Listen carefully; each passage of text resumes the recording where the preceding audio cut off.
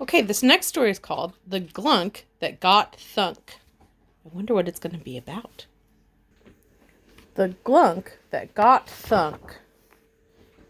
A thing my sister likes to do, some evenings after supper, is sit upstairs in her small room and use her thinker upper.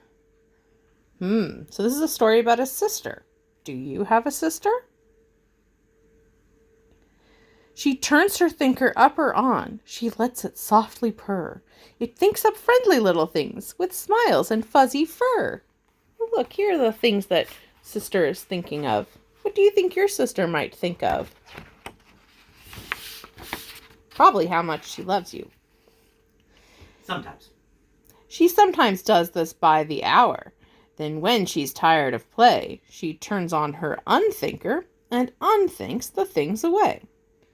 Well, one evening she was thinking up some fuzzy little stuff, and sister sighed, "This stuff's all right, but it's not fun enough. I've got to think up bigger things. I'll bet I can, you know. I'll speed up my thinker upper, up as fast as it will go."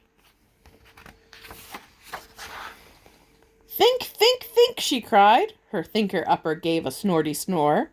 It started thunk, thunk, thunking, as it never had before. With all her might, her eyes shut tight, she cried, "Thunk, thunk, some more!"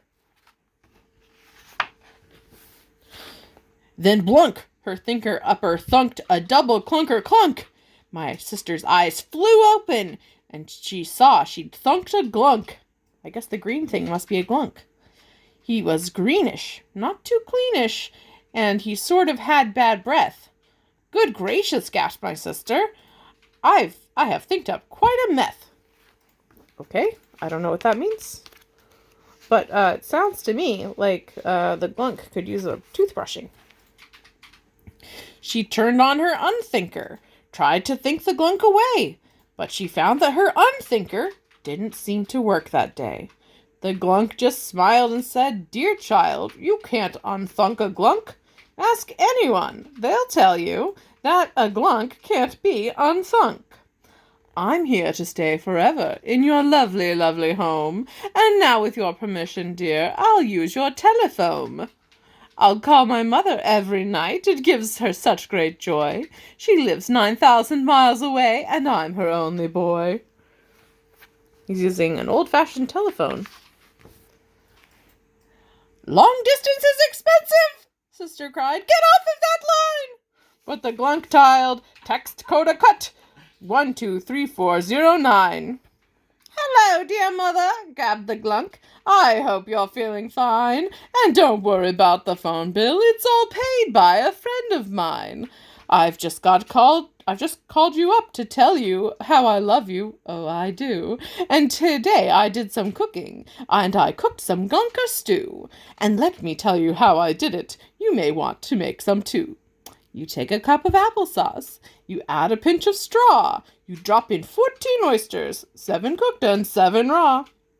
You beat it to a frazzle, a special frazzle spade. Then you pour it in a rubber boot, half filled with lemonade. Then you toss it in the mixer, where you spuggle it and spin it." "Stop," my sister yelled. "This costs $10 every minute." That's a very expensive phone call. Phone calls these days are not so expensive, fortunately, but I guess if you call long distance, there still is a bit of a surcharge. Also, that glunker stew does not sound very good to me. Does it sound good to you? "Money? Pooh!" The glunk just laughed. "Don't think of things like that." Then he said, "Now, darling mother, let me see, where was I at? Oh, you take it off the mixer when the stew is nicely pink. Then you add a hunk of something, a hunk of chuck-a-luck, I think. Then you chuck in chunks of chiclets. Then you plunk in 7 cherries. And then you plunk, dear mother dear, 3 dozen kinds of berries. Now, mother mine, please do this right, those berries that you're plunking. Unless you plunk them with great care, we'll keep the stew from glunking." Oh, remember, we had plunking berries not too long ago with those blueberries for Sal. Maybe a similar kind of berry is required for glunker stew. "Stop, stop," my little sister screamed. "It's not a funny joke. My father can't afford this call. My father will go broke." yeah, we should look out for the financial well-being of others and not waste our time talking on the phone about silly things, I guess. Maybe. I don't know. I'm not sure what lesson we're supposed to be learning from this book. And you know what? Just because the book is trying to teach us a lesson doesn't mean we have to accept it. It's a nonsense book. Say that again? Could just be being silly.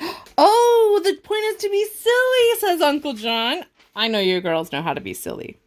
Now you keep still, the Glunk snapped back. He kicked her in the shin. Ow. Don't you interrupt my mother when she's plunking berries in. Now, mother, plunk one berry, blue. Now, plunk one berry, raz. What's that? You have no raspberries? Oh, everybody has. I know you like raspberries. They're yummy. Sweet and a little tart. But if you have no berries, Raz, a schnutzberry will do. You have a schnutz, I know you have. Now plunk it in the stew. And he went on talking berries with his dear old darling mother. He jabbered and he blabbered for 1 whole hour. And then another. He talked $300 worth. My sister shook with fright. This Glunk might cost us millions. He might jabber on all night. My father will be ruined. We'll be penniless. We're sunk. Unless I can unthunk him. Oh, I must unthunk this Glunk. Well, we've heard before that it's not possible, but if anyone can do it, this little sister can, because she thunk him up in the first place. Oh, here comes the brother. And now, that is how I found them. She was standing there unthunking. The Glunk was still talking glunker stew. That Glunk was not unglunking. He's even using the phone funny. Could she unthunk the Glunk alone? It's very doubtful whether. So I turned on my unthinker. We unthunk the Glunk together. Oh, he's melting away back into the land of imagination because the two kids work together. That's the moral of the story, probably.